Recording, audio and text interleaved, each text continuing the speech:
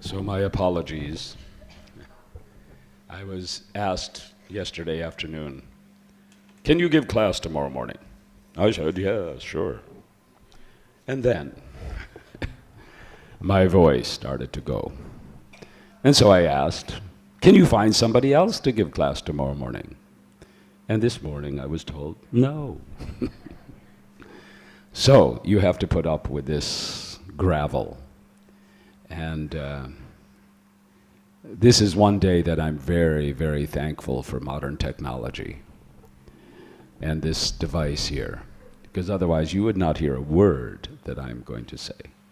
But with the help of this microphone, and by the blessings and the grace of all of you assembled devotees, perhaps some words will come from that divine source of everything and come into my feeble brain and come out in such a way that it enhances our love for Krishna.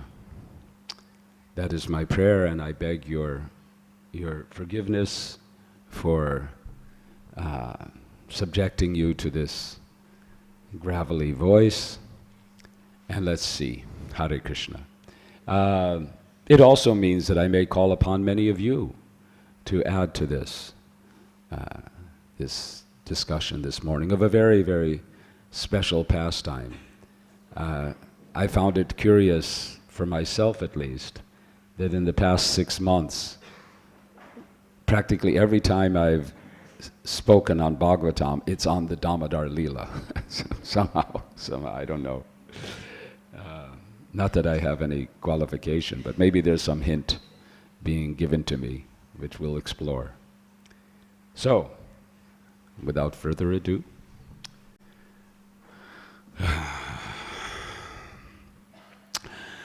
Om Namo Bhagavate Vasudevaya.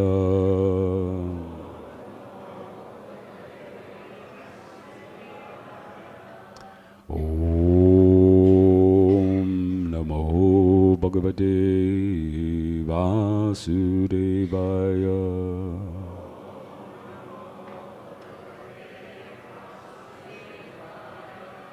Om Namo Bhagavate Vasudevaya.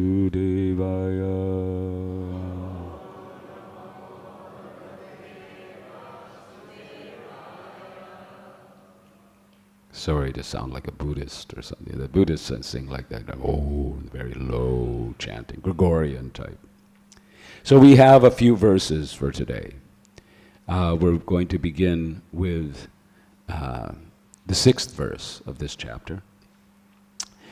And then we'll end with the 9th verse, which is the one that's on the board. And we'll try to speak about what we've heard. So, for the first 6, 7, and 8, I'll simply read, and then we'll chant together. Okay. Now,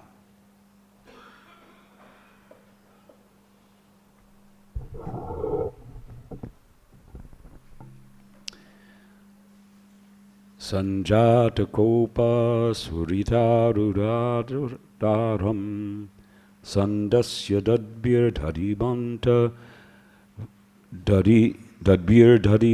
bhajanam Bitvam rishashrur drisharashmanaraho Jagasa hayyangavam antaram gataha.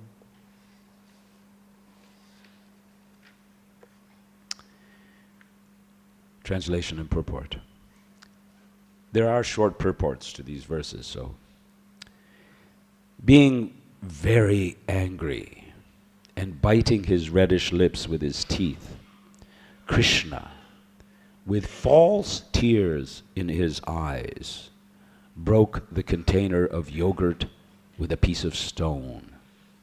Then he entered a room and began to eat the freshly churned butter in a solitary place.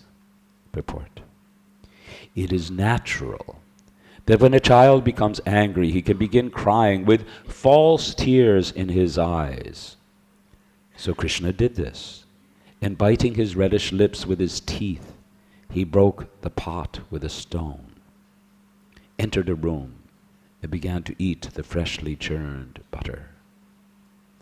What do we sing in the Dhammatar Bimba Raktam Dharame, that the lips are like the Bimba Rakta, right? The reddish lips. Here it said the words are Surita Aruna Adaram, not just red, swollen reddish lips. And then the word here, Mrisha Ashru, Mrisha Ashru. This is the false tears. And Vishwanath Chakravarti Thakur describes these tears to be like useless tears. They're Mishra Ashru. They've no use. First of all, he's run away, so no one's seeing him with his tears. So he's not going to get any benefit from those tears. He's not actually been hurt in any way. He's just angry. So, but still, he can't help it. He has to cry, like a child. Text 7. Utarya gopi susritam paya. I don't have, the meter here, I don't know what it is, but I'm going to try. Utarya gopi susritam paya punaha pravishya sandrishya cha dhadyadmatraham bhagnam vilokya svasultasya karmataj jahasatam chapi na tatra pashyati. Mother Yashoda, after taking down the hot milk from the oven, returned to the churning spot. And when she saw that the container of yogurt was broken and that Krishna was not present, she concluded that the breaking of the pot was the work of Krishna. Purport. Seeing the pot broken and Krishna not present, Yashoda definitely concluded that the breaking of the pot was the work of Krishna. There was no doubt about it. And I assume that in previous classes, I missed yesterday, so I'm not sure if anyone's talked about this milk and the feeling of the milk. Why? What was going on here? And how the milk was thinking. Mother Yashoda loves Krishna so much. Krishna is going to drink her milk eternally. And I'm going to sit here and I'll never get a chance to serve Krishna. I'll never get the chance. What is the use of my life? What is the use of my life? I might as well just die. And the milk boils over and boils over and boils over until it's coming out from the pot. And then the milk sees Mother Yashoda coming. Oh, okay. And then quickly comes back into the pot. Out of fear of Mother Yashoda. So fear is a topic that we're going to explore in today's discussion of Bhagavatam. Text 8. Ulu kalangre upariva vyavastitam markaya kamam tatatam sichistitam hayangavam chorya vishankitekchanam nirikshya paschat sutam agamach chanai.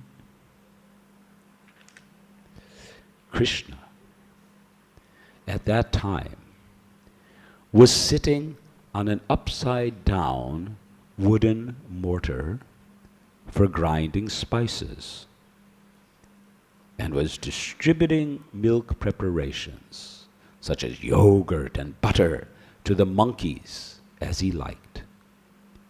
Because of having stolen, he was looking all around with great anxiety, suspecting that he might be chastised by his mother. Mother Yashoda, upon seeing him, very cautiously approached him from behind. Purport. Mother Yashoda was able to trace Krishna by following his butter-smeared footprints. She saw that Krishna was stealing butter, and thus she smiled. Meanwhile, the crows also entered the room and came out in fear. Thus Mother Yashoda found Krishna stealing butter and very anxiously looking here and there. Here is the scene. Here is this wonderful transcendental scene. So, Mother Yashoda somehow, of course the question comes, well, why did Mother Yashoda put down Krishna just for a pot of milk?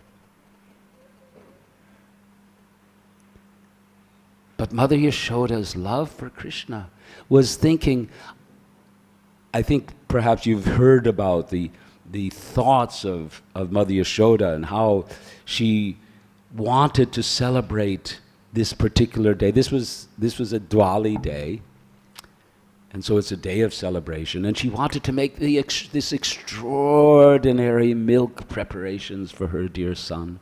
She was concerned that her son was going here and there and stealing, and she thought, well, maybe it's my quality is not good enough. I've got to.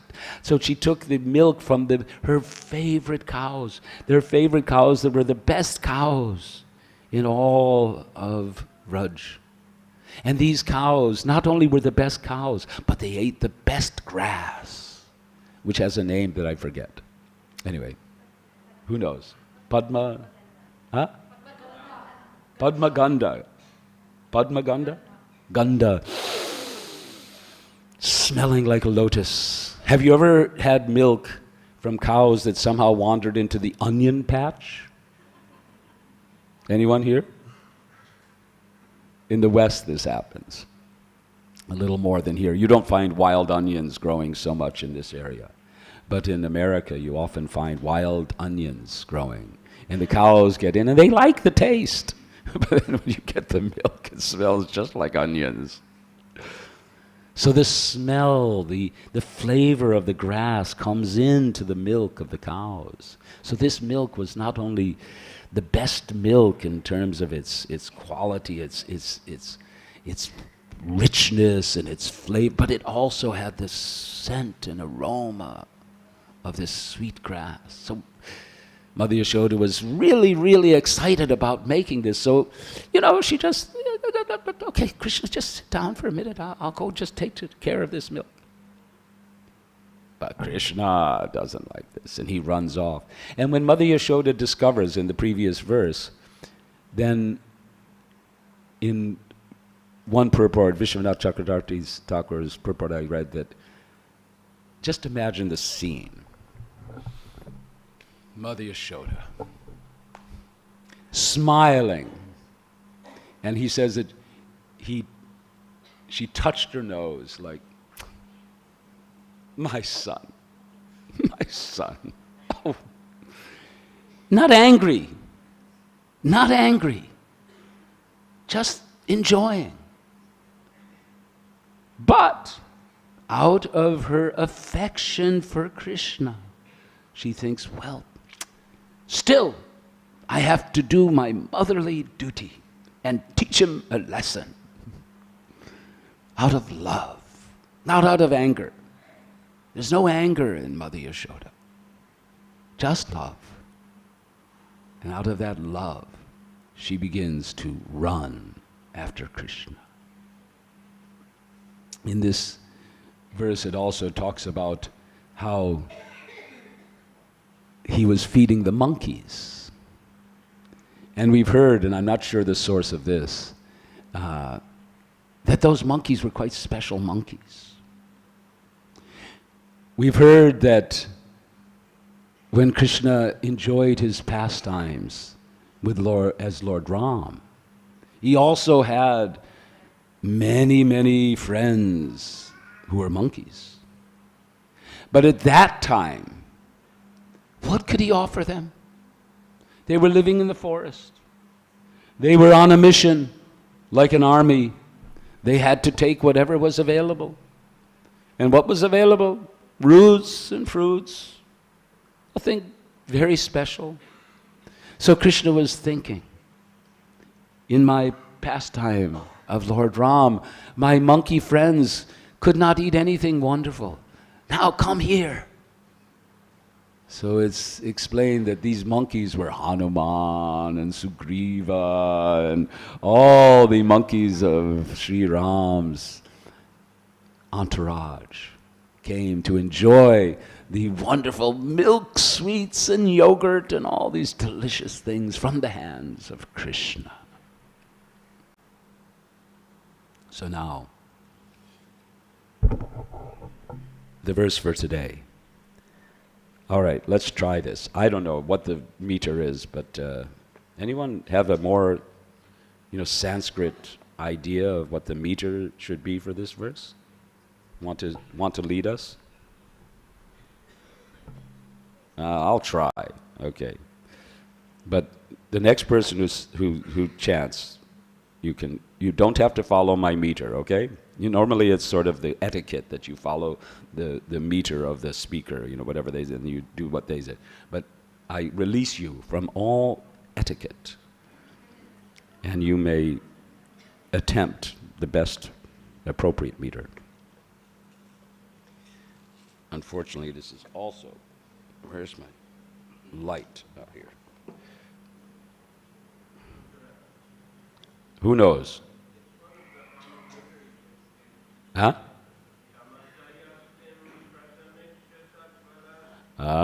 Okay, he knows. All right. Tamatayastim prasamiksha sattvaras tato varukyapasa sarabhitavat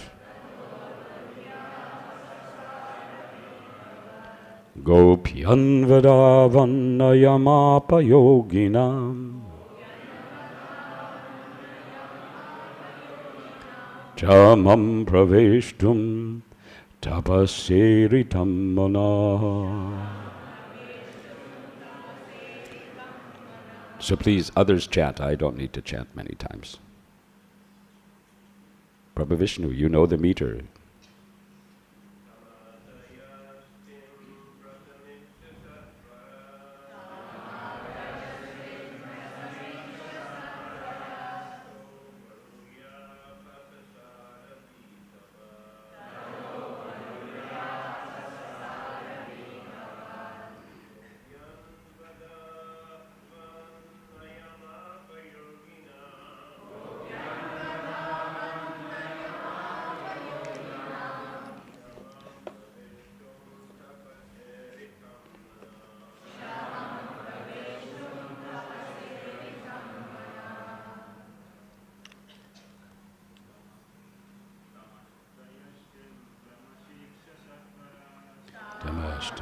Steam Prashamiksha Sattvaras Ashovadoya Pasasharabhitavat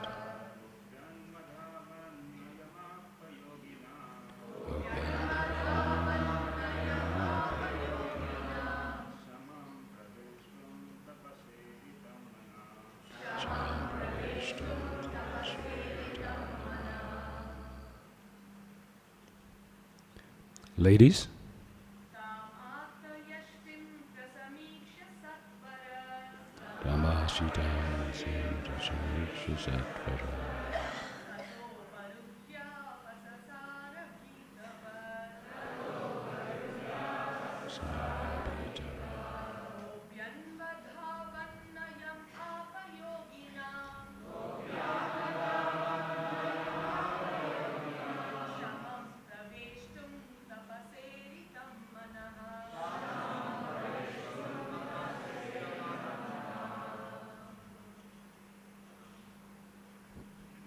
Tam, unto Mother Yashoda.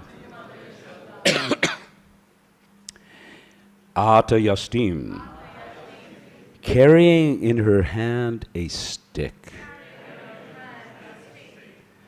Prashamikshya. Krishna, seeing her in that attitude,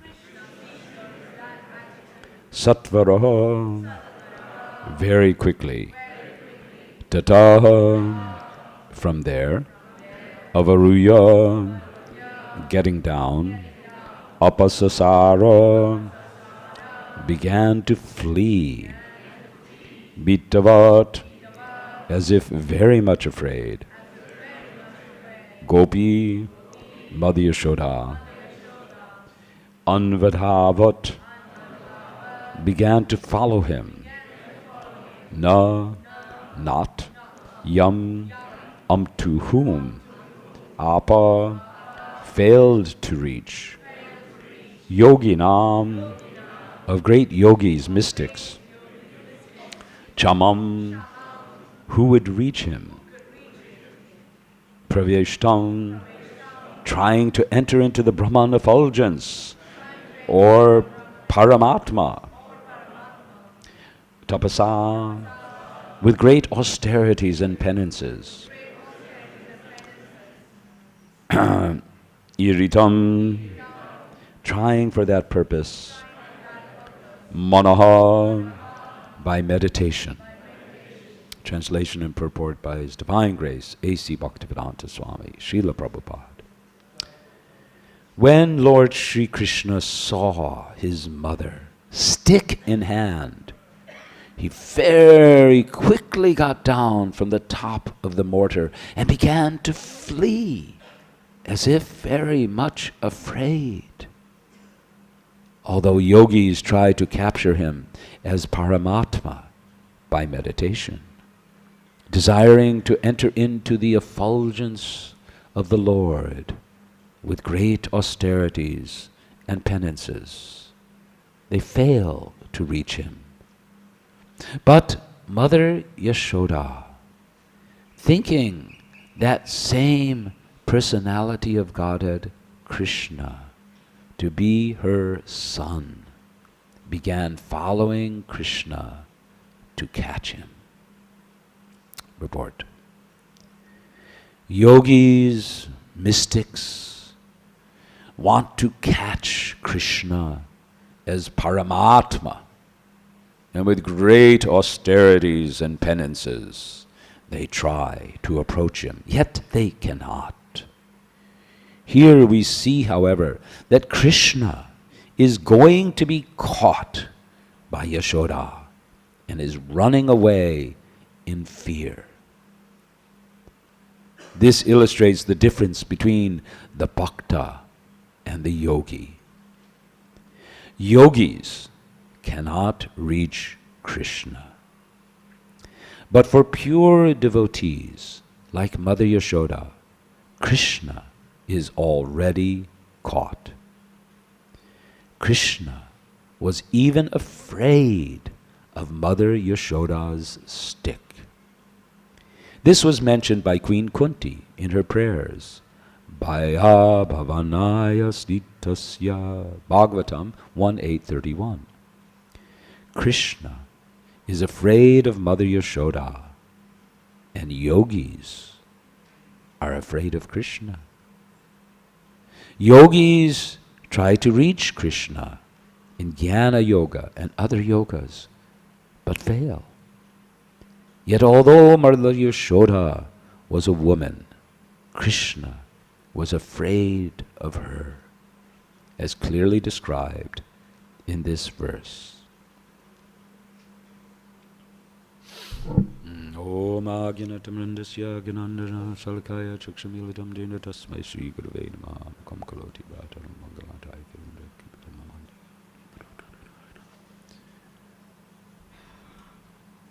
Fear.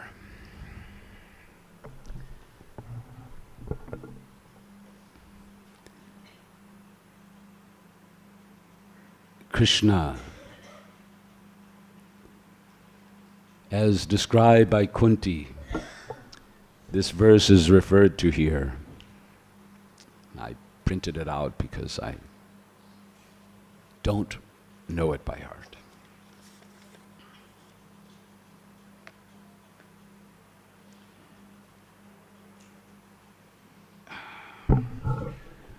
gopyadade tvayi kritagasidamatavat yate dasasru kolilanjana sambramakam vaktram niniya bhayabhavanyastasya samam vimohayati bir aviyad vipeti. Queen Kunti is describing this pastime.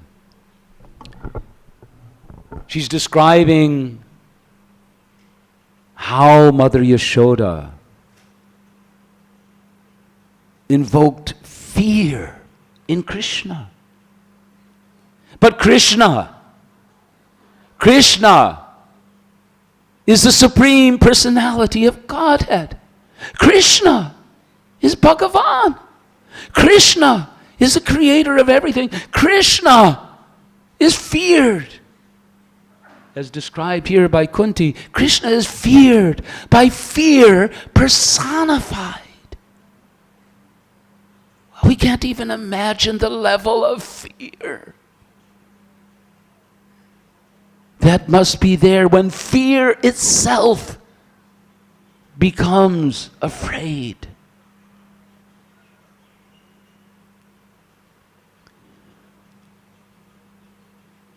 When fear, just imagine your fears, all of your fears,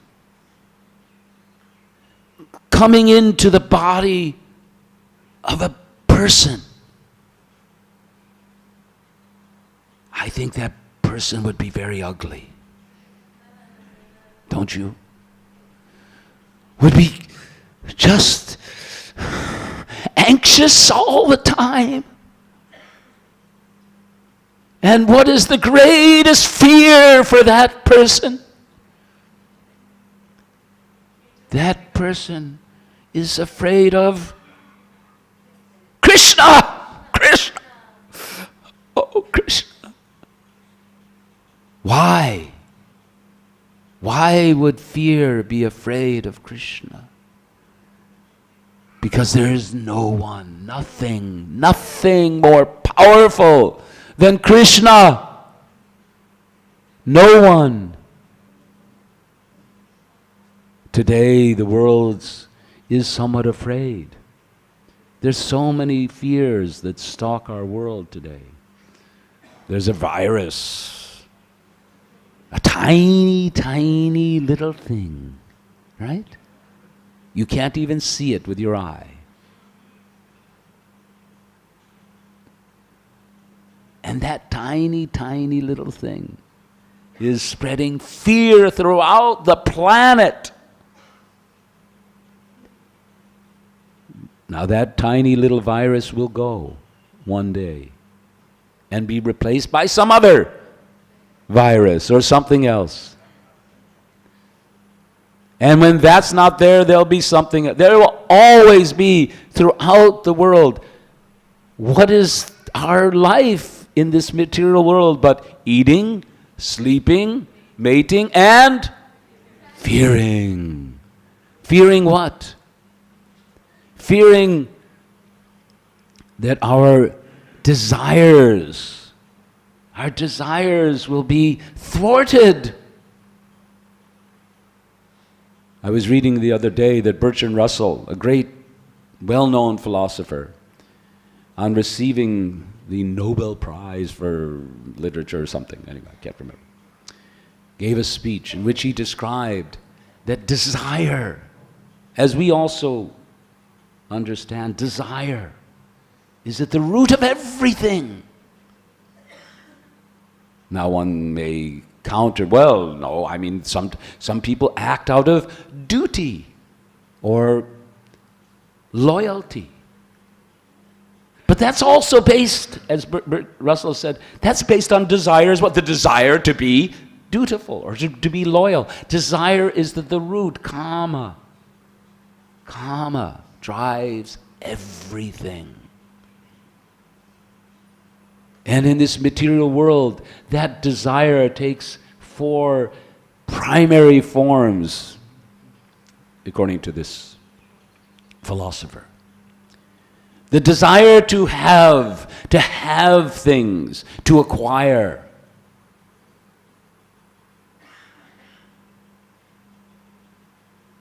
The desire to have more than others. So it goes from one's personal desire to have, to envy, rivalry,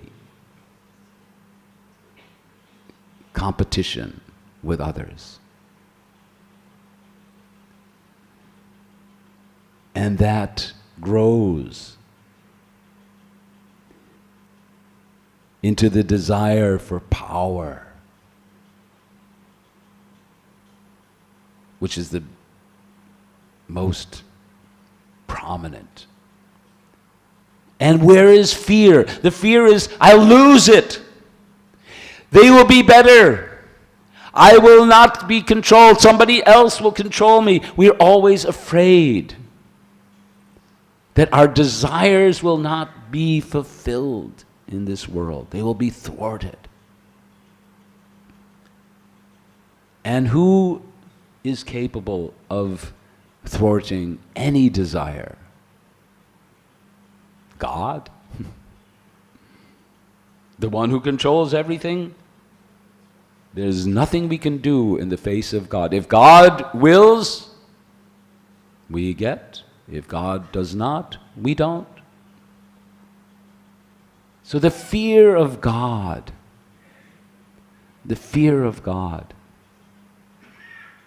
drives so many people towards pious work and religious activity.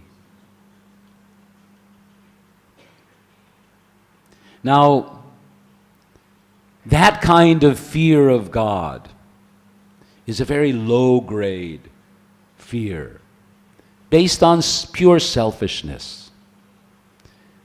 But there's another sort of fear of God, which is based on love. The fear that Krishna is expressing here,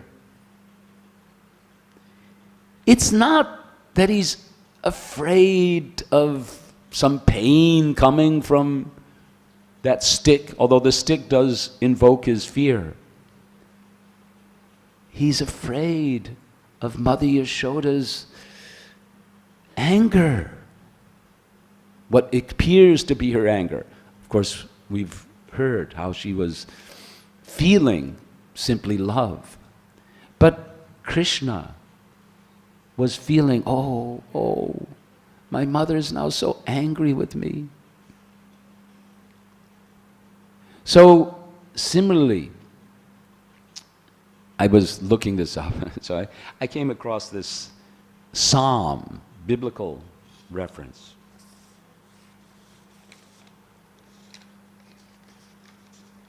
Where it states, "Blessed are those who fear the Lord, who find great delight in His commands." And it goes on to describe how such persons do not fear this world. So there's another type of fear, the fear of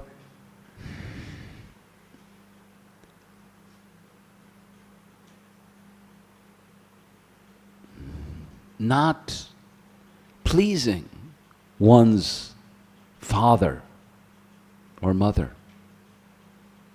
of displeasing the one you love. So out of love, there can also be a kind of fear of God.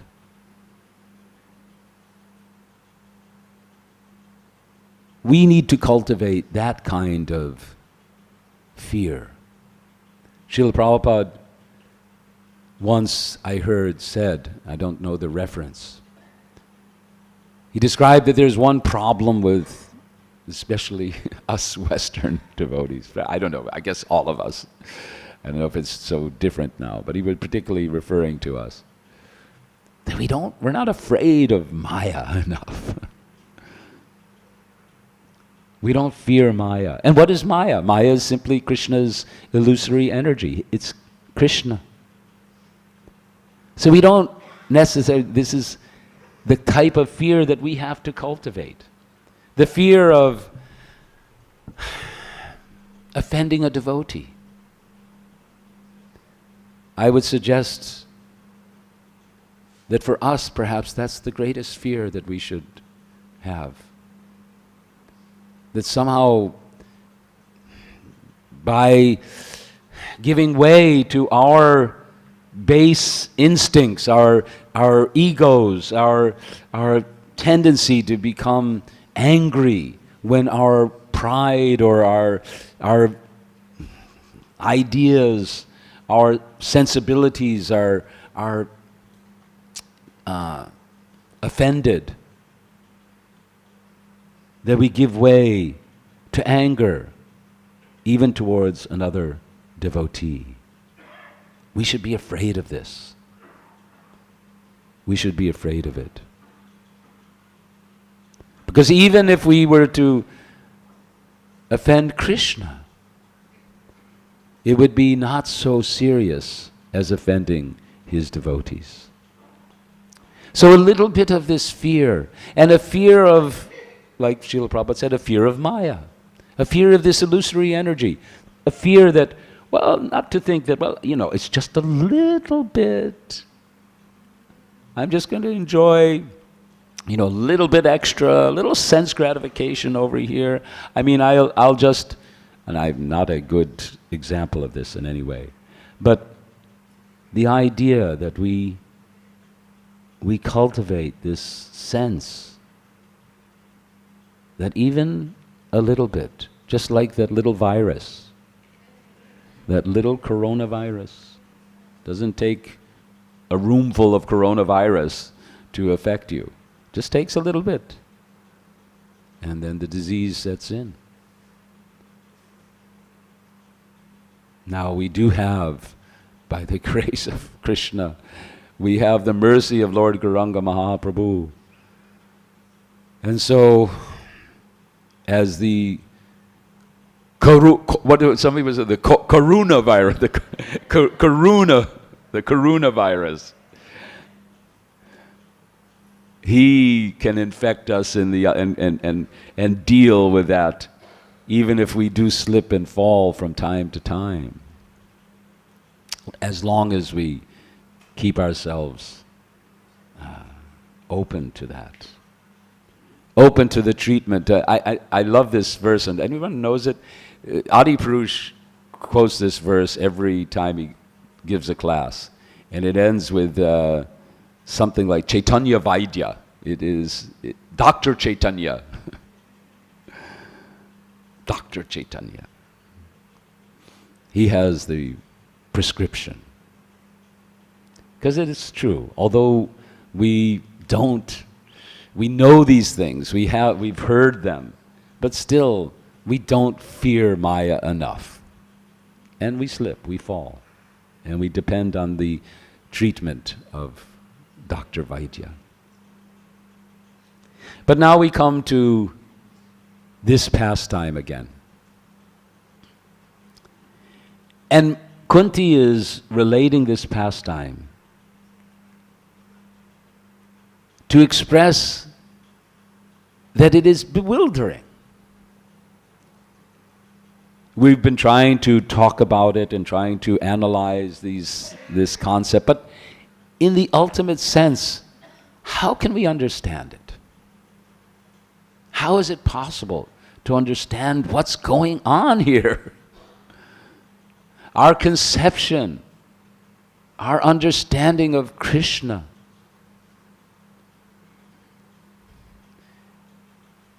is in its infancy.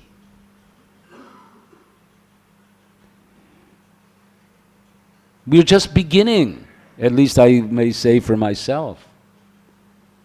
We're just beginning to be able to perceive Krishna in this world. Krishna's presence everywhere, which is, you could say, the Brahman aspect, or even lower grade, the Vishwarupa, Krishna being present everywhere. I can't even imagine what it would be like to perceive the Paramatma. Here we have Paramatma in a painting.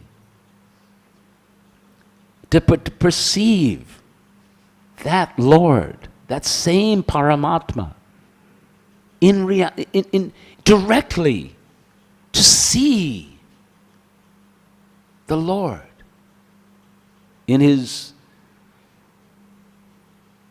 super soul feature everywhere. What to speak of directly seeing the Supreme Personality of Godhead crawling on our floor, crawling, and then standing, and then breaking pots and eating butter. And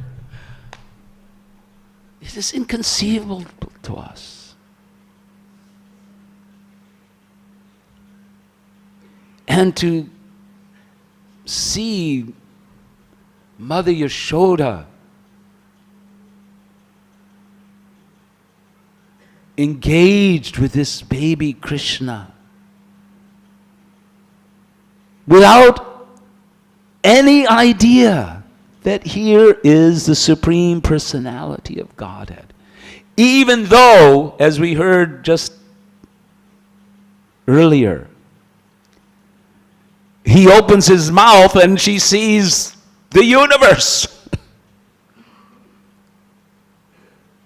Still, when she sees Krishna, she only sees her most lovable son.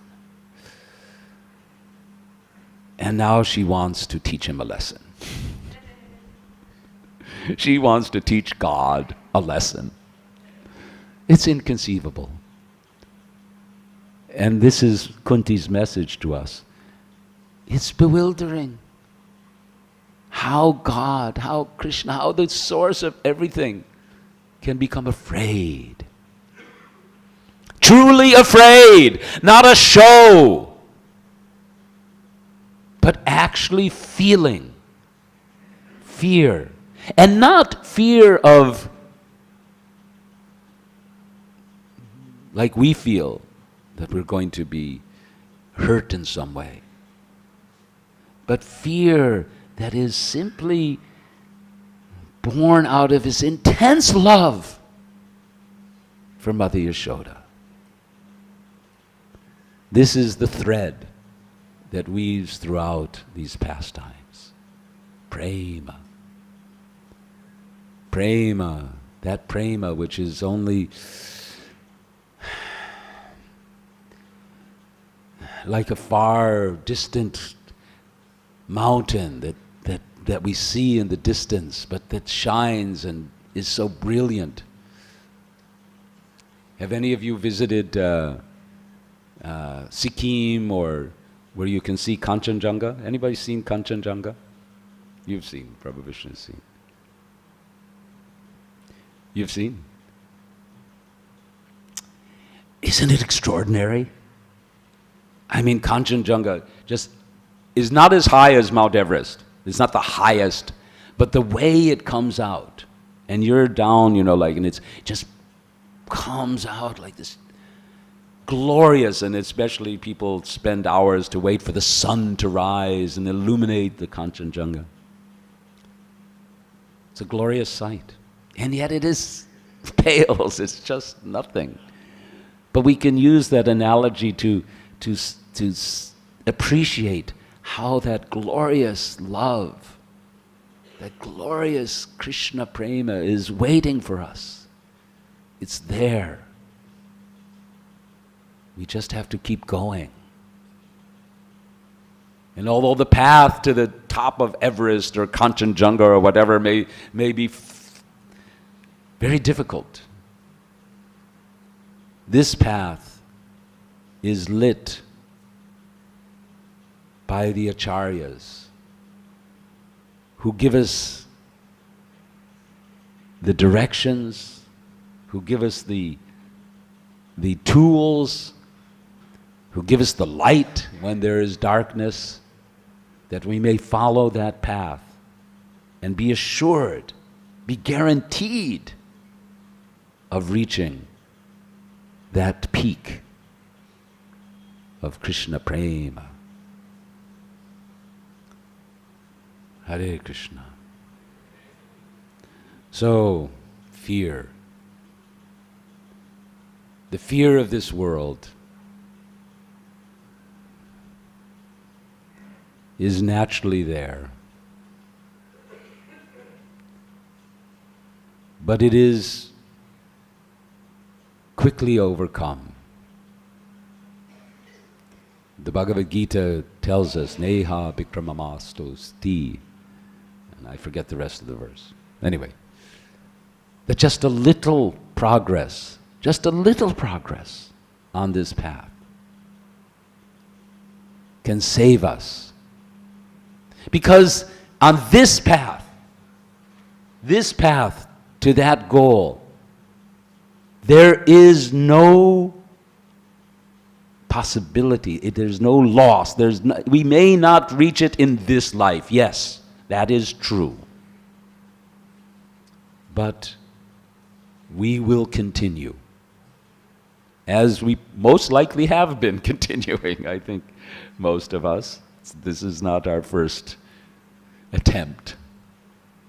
We will continue, and we will reach that goal. So, for us,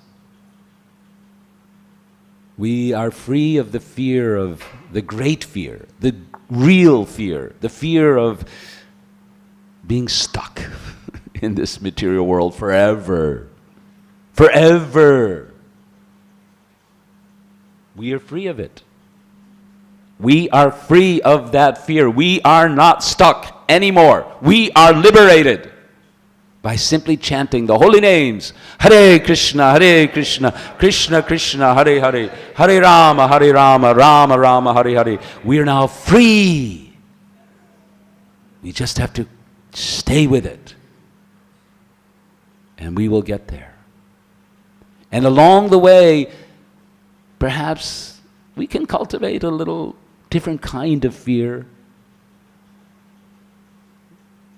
The fear of offending the devotees, the fear of falling into Maya,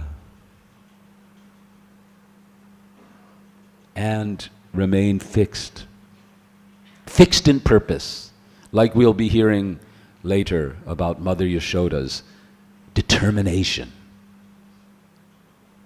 This pastime will go on to reveal more elements of the path of bhakti, especially in the determination of Mother Yashoda and the mercy of Krishna. Hare Krishna. So it's just about 9 o'clock, 2 minutes, and okay, I can't see. Okay, all right. It's Guru. Oh yes, Guru Dakshin. Hare Krishna.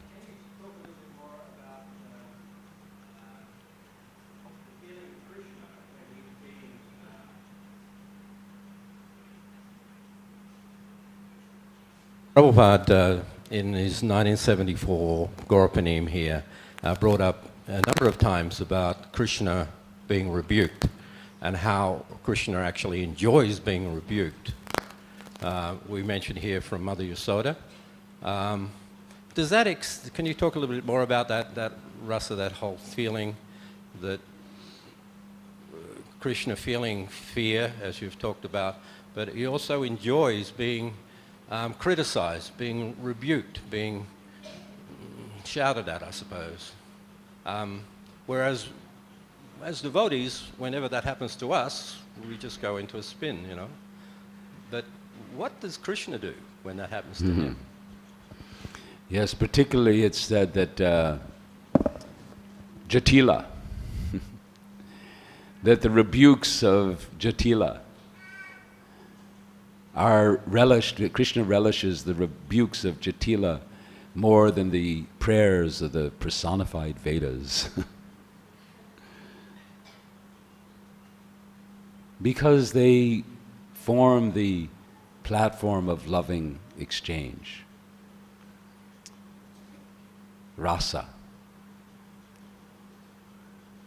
Krishna is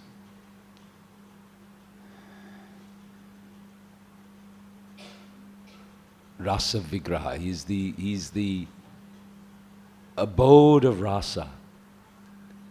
It's not just the feeling of love, but it's the taste, the various forms, the tastes that love comes. Just like when we eat, our bellies get filled and we have a feeling of fullness in the stomach. But we enjoy especially through the tastes, through the various tastes, the sweet and the sour and the bitter and all these different tastes. And these tastes complement each other.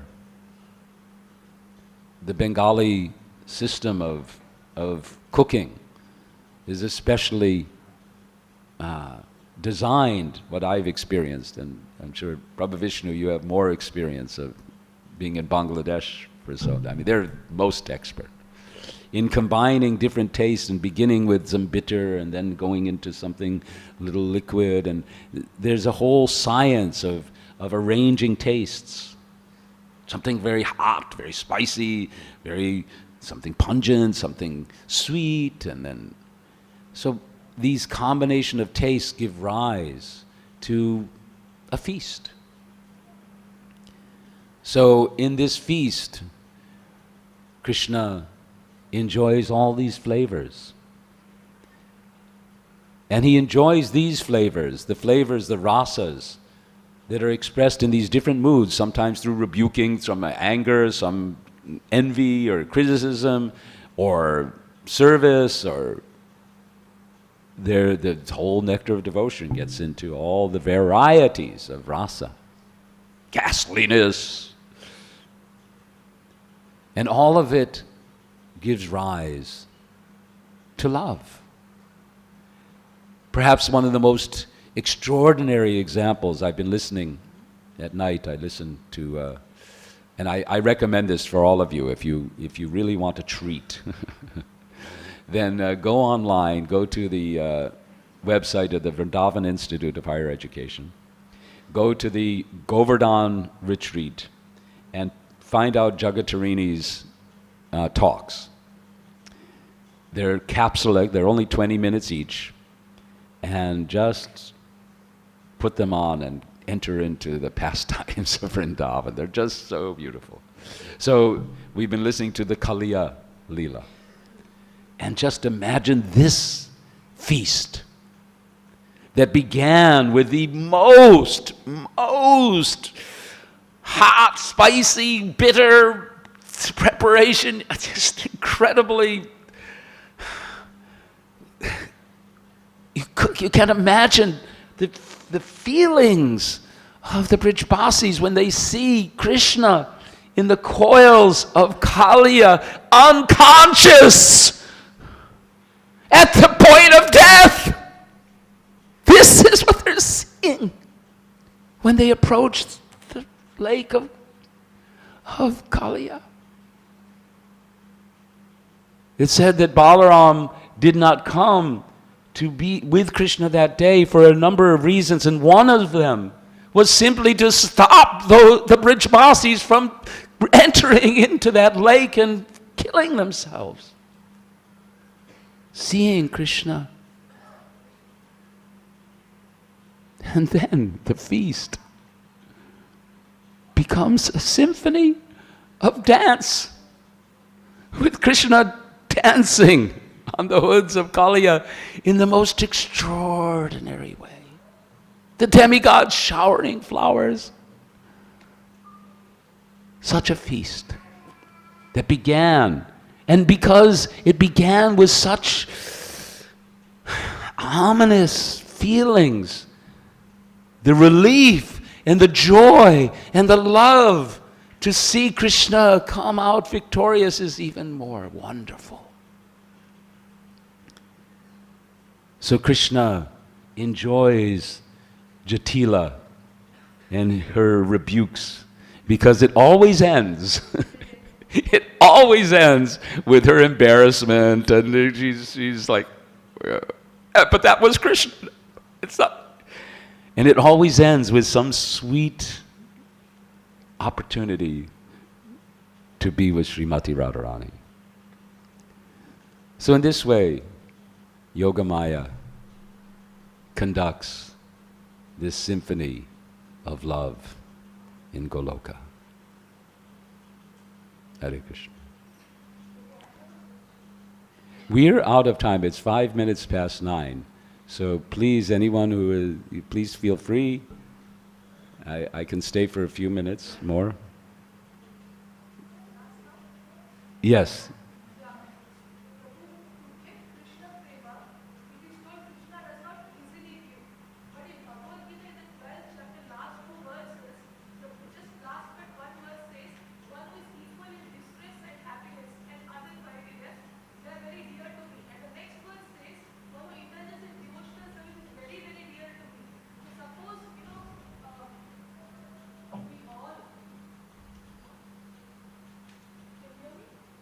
I can hear you, but I think the microphone doesn't hear you.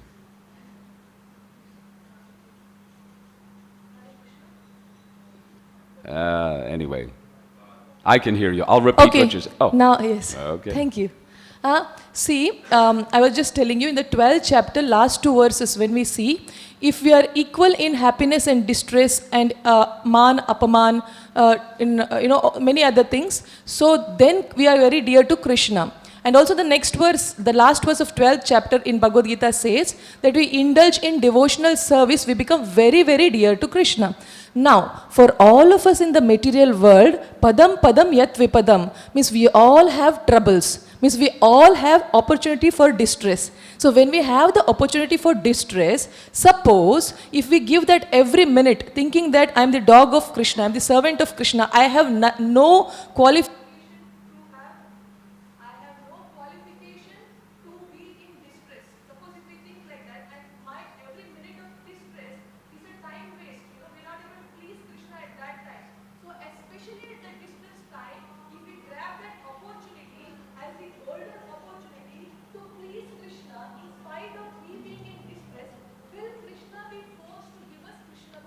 Forced.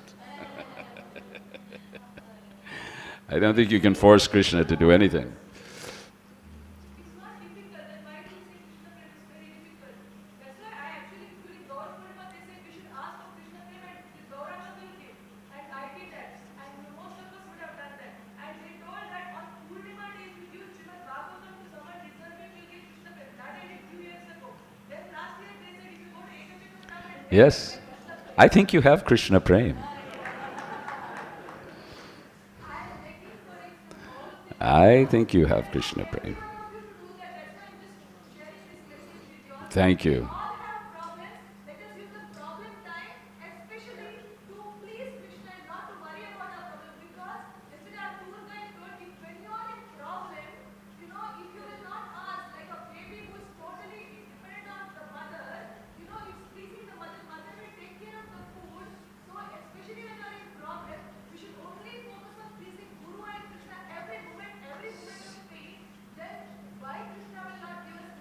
Ah, yes, she has the answer. Hare Krishna. Thank you. For those who couldn't hear online, she's given us a very simple method. When you're in difficulty, which is all the time, practically speaking, simply take it as an opportunity to serve Krishna. Krishna will certainly be pleased with you and will certainly give you love of Krishna, Krishna Prema. Hare Krishna. Thank you. Haribol, thank you very much. Hare Krishna.